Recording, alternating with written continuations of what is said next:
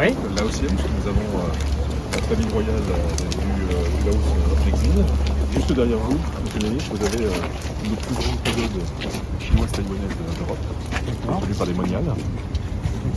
Et au tout début, vous aviez courant d'année 2022, n'est-ce pas Claude? Début de...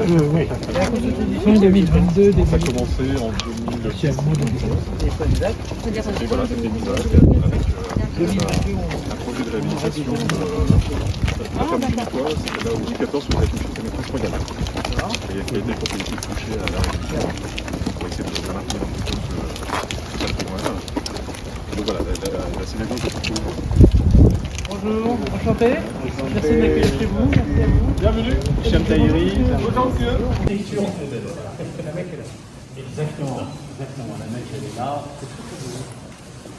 Ah ouais. De la calligraphie pour en délire un peu les lieux. Ça dit un lieu de recueillement et d'harmonie. Tout en restant très... ouais, ça va. La taille humaine, c'est surtout c'est Farid Chaoui. Voilà, c'est l'évident du centre, donc il fait partie des fondateurs. Bien, comme je le fais régulièrement, je rends visite à tous les cultes français, bien évidemment, particulièrement dans cette période où nous avons, avec les musulmans de France, les catholiques, les juifs, les protestants, tous ceux qui contribuent évidemment à la vie et la liberté de culte dans notre pays, des périodes difficiles, celle du Covid, et je voulais d'abord les remercier de ce moment passé qui a permis de comprendre les règles imposées par le gouvernement alors que nous devions absolument aussi accompagner les personnes malades, les personnes défuntes ou les personnes qui étaient seules. Donc c'était aussi pour discuter avec des responsables d'un culte qui, à Bussy-Saint-Georges, force le respect, d'abord par l'action de la mairie et des élus locaux, puisque c'est une esplanade des religions où tout le monde se fréquente, mais aussi parce qu'ils ont particulièrement été travailleurs et attentifs et force de proposition dans le cadre des assises départementales du SEM que j'ai lancées avec le président de la République.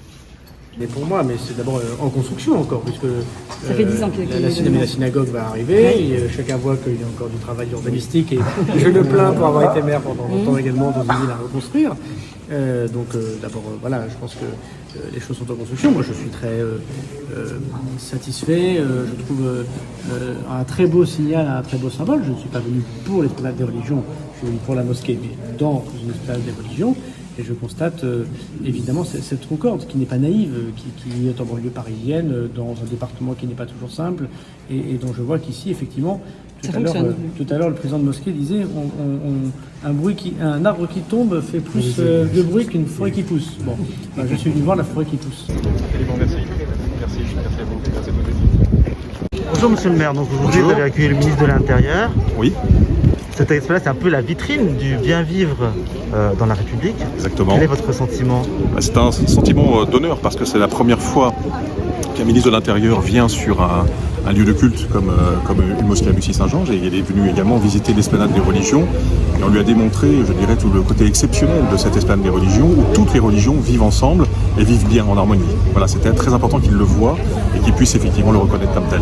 Quels sont les autres projets de religion qui vont s'installer? Il y a d'autres religions qui vont s'installer? Absolument. Alors nous avons, je dirais, nos amis juifs qui vont enfin terminer la construction de leur synagogue, qui vont l'entamer d'ici quelques semaines, je l'espère. Et juste derrière moi, nos amis hindous qui, au printemps, vont mettre la première pierre d'un grand édifice, un mandir, sur Bussy-Saint-Georges. Et nous avons enfin nos amis coptes éthiopiens qui cherchent à venir s'installer sur Bussy-Saint-Georges et ont choisi vraiment l'esplanade des religions comme telle. Vous avez parlé que 50% de la population de Bussy-Saint-Georges est d'origine non européenne. Oui. Est-ce que vous pouvez... alors, qu'est-ce que ça représente ça pour vous? Ça représente, je dirais, le symbole du bien vivre ensemble. C'est-à-dire qu'on peut venir de tout le monde entier, on peut venir, je dirais, d'univers complètement différents, et finalement en France, vivre selon les lois françaises, tout en gardant notre propre personnalité, notre propre culture, nos propres origines. Et ça, c'est important pour moi, de démontrer que voilà, l'harmonie entre les hommes ne dépend pas forcément, je dirais, de ce que l'on pense, mais de ce que l'on fait.